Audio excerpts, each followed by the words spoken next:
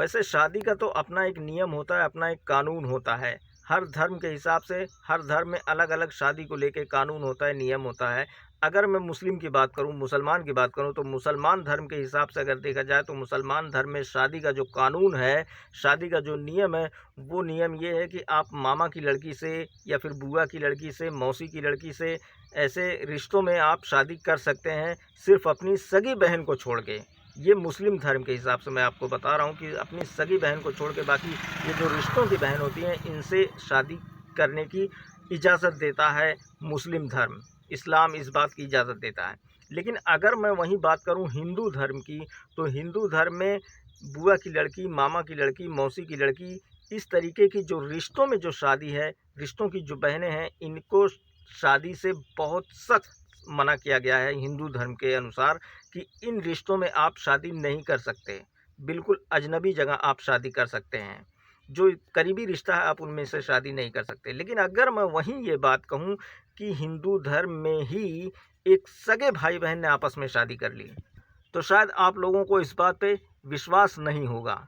जी हाँ, मैं बिल्कुल सही कह रहा हूँ कि हिंदू धर्म के ही सगे भाई-बहन ने आपस में शादी कर ली। भाई ने अपनी सगी बहन की मांग में सिंदूर भरता है और उसके साथ 7 फेरे लेता है और उसके गले में वरमाला भी डालता है। उसका सगा भाई, लड़की का सगा भाई। जी हाँ, मैं बात कर रहा हूँ महाराजगंज की। महाराजगंज में, यूपी के महाराजगंज में, जहाँ एक सामूहिक विवाह का आयोजन रखा गया था सरकार की तरफ से, और उस सामूहिक विवाह में सरकार की तरफ से कुछ राशि मिल रही थी और जीवन गृहस्थी के कुछ सामान भी वहाँ पे मुहैया करवाए जा रहे थे सरकार की तरफ से, जहाँ पे 38 जोड़ों की शादी तय करना सुनिश्चित पाया गया था कि यहाँ पे 38 जोड़े शादी करेंगे। जो गरीब हैं, जो बेसहारा हैं, ऐसे लोगों के लिए सरकार एक स्कीम लेके आई थी, सामूहिक विवाह आयोजन, और इसके तहत वहाँ पे शादियाँ कराई जा रही थी।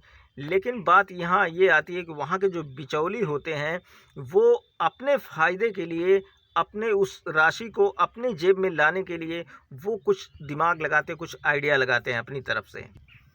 वो आइडिया यही लगाते हैं कि वो ऐसी लड़कियों को चुनते हैं जिनकी शादी पहले से हो चुकी है या फिर जिनको शादी की ज़रूरत नहीं है। ये उन लड़कियों की भी शादी करवाने के लिए कोशिश करते हैं, सरकार की वो जो राशि है उसको लेने के लिए, उसको ज़बरदस्ती फर्जीवाड़ा करके शादी को दिखाने के लिए, वो राशि लेने के लिए ऐसी भी लड़कियों को वो लोग चुनते हैं।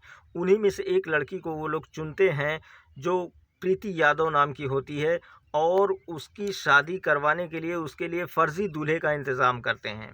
वो जो बिचौलिए होते हैं फ़र्ज़ी दूल्हे का इंतज़ाम करते हैं। लेकिन जब शादी का टाइम आता है, जब शादी का मुहूर्त आता है, तो वो जो फ़र्ज़ी दूल्हा होता है वो शायद किसी कारणवश मौके पे नहीं पहुंच पाता, उस जगह पे नहीं पहुंच पाता शादी समारोह में। तो वो जो बिचौलिए होते हैं उनकी टेंशन बढ़ जाती है। वो सोच में पड़ जाते हैं कि अगर ये शादी नहीं हुई तो शायद हमारा नुकसान हो जाएगा। सरकार की तरफ से जो राशि मिलने वाली है, जो पैसा मिलने वाला है, शायद वो हमको नहीं मिलेगा। इसी टेंशन में आके वो जो बिचौलिया होता है, उसकी नज़र उसी लड़की के, वहाँ पे उसका भाई खड़ा होता है, उसके भाई पे नज़र उसकी पड़ती है, तो वो जो बिचौलिया होता है उसके भाई से कहता है कि क्यों ना 2-3 घंटे की बात है, तुम खुद ही दूल्हा बन जाओ। सोचिए, यहाँ पे गौर करने वाली बात है कि वो जो बिचौलिया होता है उसी लड़की के सगे भाई से कहता है कि 2-3 घंटे के लिए तुम खुद ही दूल्हा बन जाओ, और सरकार की तरफ से जो राशि आएगी उसमें तुम्हारा भी हिस्सा रहेगा। इस बात पे कहने के लिए फिर दोनों, वो जो लड़का होता है, जो उस लड़की का भाई होता है, वो दूल्हा बनने के लिए तैयार हो जाता है, अपनी बहन का दूल्हा बनने के लिए तैयार हो जाता है। फिर जो वहाँ के जो पंडित होते हैं उसी लड़की के भाई को दूल्हा बनाते हैं, उसके सर पे सेहरा सजाते हैं और उसको बिल्कुल दूल्हे की ड्रेस पहनाते हैं, और उसको उसी की बहन के बगल में बैठा देते हैं दूल्हा बना के। यानी बहन और भाई दोनों दूल्हा दुल्हन बन के मंडप में बैठ जाते हैं शादी करने के लिए। फिर वहाँ पे जो पंडित होते हैं, जो शादी करवाते हैं, वो एकदम बिल्कुल हिंदू धर्म के रीति रिवाज से उस भाई बहन की शादी करवाते हैं। वो भाई खुद अपने हाथ से अपनी बहन के मांग में सिंदूर भरता है, उसको वरमाला पहनाता है, अपनी बहन के साथ 7 फेरे वो लेता है। ये सब हो जाता है। लेकिन ताज्जुब और हैरानी की बात ये होती है, सबसे ज़्यादा सोचने वाली बात ये होती है कि उस लड़की की शादी 1 साल पहले हो चुकी होती है। सोचने वाली बात है दोस्तों कि उस लड़की की शादी 1 साल पहले हो चुकी होती है और जब ये सब कुछ हो रहा होता है, जब ये सारी प्रक्रियाएँ हो रही थी शादी की, उसी बीच वहाँ से एक आदमी होता है जो इस शादी की वीडियो बनाता है और वीडियो बना के वो अपने सोशल अकाउंट पे डाल देता है। जबकि उसको ये नहीं पता होता कि ये जो शादी की वीडियो मैं बना रहा हूँ, ये आपस में बहन-भाई हैं, उनको ये नहीं पता होता। बस वो उस एक नॉर्मली तौर पे उसकी वीडियो बना के अपने सोशल अकाउंट में डाल देता है और वहाँ पे योगी जी की वो तारीफ़ करता है कि सरकार ने एक बहुत ही अच्छा कदम उठाया है, जो सामूहिक विवाह करवा रहे हैं गरीबों की योजना के तहत।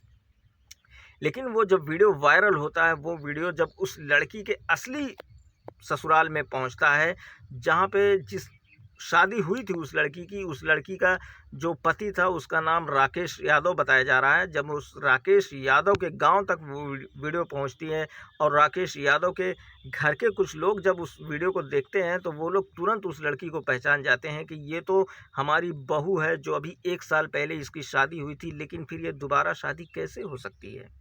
यहाँ पे सोचने वाली बात है दोस्तों।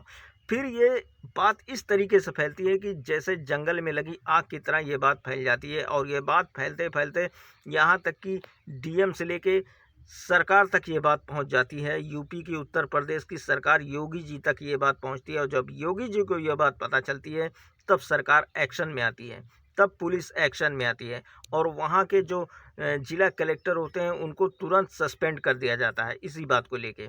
लेकिन अब यहाँ पे सवाल ये उठता है दोस्तों, क्या पैसे की लालच में आके, क्या कुछ पैसे की हवस में आके रिश्तों को इस तरह शर्मसार करना सही है?